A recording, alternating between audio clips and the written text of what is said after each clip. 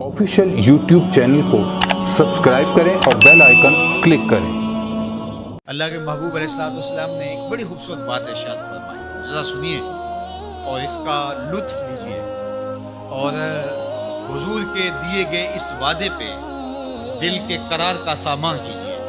अल्लाह के महबूब अलैहिस्सलाम ने इरशाद फरमाया कि मैं यकफुल्ली अल्लाह यसल अन्नास शैया, जो शख्स मुझे इस बात की ज़मानत दे कि वो अल्लाह के अलावा कभी भी किसी से कोई सवाल नहीं करेगा, जब भी कोई मुश्किल हुई, जब भी तकलीफ हुई, तो वो सवाल मालिक की दहलीज पे करेगा, वो मुसल्ला बिछाएगा और रब से कहेगा मेरा मसला ये है। जो शख्स मुझे ये ज़मानत दे कि वो अल्लाह की दहलीज पे अपने सवाल रखेगा, अल्लाह के अलावा किसी से नहीं कहेगा, अल्लाह के महबूब फरमाते हैं अतकफ़्फ़लु लहू बिल जन्नह, मैं उसको जन्नत की ज़मानत देता। और ये रिवायत हज़रत सोबान रज़ियल्लाहु ताला अन्हु से मरवी है। हज़रत सोबान ने जब हुजूर से ये फरमान सुना, उन्होंने कहा हुजूर मैं ज़मानत देता हूँ, मैं ज़िंदगी भर अल्लाह के अलावा किसी से सवाल नहीं करूँगा। और सहाबा ने फिर इस पे अमल करके दिखाया। सहाबी का कोड़ा गिरता है और वो भी घोड़े से नीचे उतर के खुद उठाता है। कहा जाता है जनाब आपने कह दिया होता हम उठा के दे देते। कहा नहीं, हमने हुजूर से अहद किया था कि अल्लाह के अलावा किसी से सवाल नहीं करेंगे। तो उन्होंने इतना लिहाज रखा और अपने वादे की पासदारी इस अंदाज से दी। तो ये है वो दौलत जो किसी बंदे को अल्लाह साले अमाल के नतीजे में अता करता है। हज़रत हसन बसरी रज़ियल्लाहु ताला अन्हु फरमाते हैं कि ये किसी शख्स का ज़ईफ़ यकीन है कि जो उसके पास मौजूद है उस पर उसको एतमाद है, और उसका जो हिस्सा अल्लाह के पास मौजूद है उस पर उसको एतमाद नहीं है। देखिए, एक शख्स के पास कुछ पैसे मौजूद हों, उसकी जेब में है, उसके लॉकर में है, घर में है, और एक वो उसका माल है जो बैंक में पड़ा हुआ है। तो जिस तरह वो अपने हाथ में मौजूद पैसों पर मुतमईन होता है, बैंक में पड़े हुए पैसों पर भी ऐसे ही मुतमईन होता है, कहता है वो भी मेरा ही है।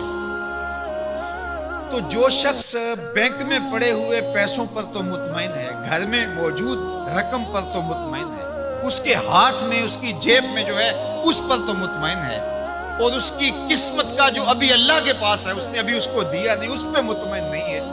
तो हज़रत हसन बसरी फरमाते हैं इससे बढ़कर ज़ौफ़ यकीन और क्या होगा कि जो उसके पास है, जिसको चुराया जा सकता है, जिसको चोर खींच सकता है, जो गिर सकता है, जो छीना जा सकता है, उस पे तो यकीन कर रहा है कि ये मेरा है, और जो उसका हिस्सा अल्लाह के यहाँ है उस पे यकीन नहीं कर रहा। तो कहा कि इससे बढ़कर फिर और ज़ौफ़ क्या हो सकता है।